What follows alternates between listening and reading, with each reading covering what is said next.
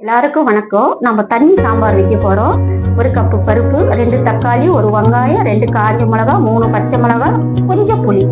எல்லா பருப்பு வேக வச்சு வச்சுக்கிறோம். அடுப்பு பற்ற வச்சுட்டு குக்கர்ல தான் நாம சாம்பார் வைக்கிறேன். 1 ஸ்பூன் கடுகு, 1/4 டீஸ்பூன் ஜீரகம் போடுறேன், 1/4 டீஸ்பூன் வெந்தயம், 1/4 டீஸ்பூன் உளுந்து. இந்த சாம்பாருக்கு இதுதான் ரொம்ப டேஸ்டா இருக்கும். வெங்காயம் அரைஞ்சி தக்காளி எல்லாம் ரெடி பண்ணி வச்சுக்கிறோம். இது பொரிஞ்சவனே நம்ம வெங்காயம், தக்காளி, பச்சை மிளகாய், காஞ்ச மிளகாய் தான். மிளகாய் தூள் எல்லாம் இதுக்கு ஆட் பண்ணக்கூடாது. அதுக்கு மிளகாய் கிழனா சாம்பார். புளி கரைச்சி வச்சு ஊற்றிக்கணும். முதல்ல புளி தான் ஒரு 5 நிமிஷம் கொதிக்கணும். பருப்பு ஊற்றிட்டேன். இது நல்லா கொதிக்கணும்.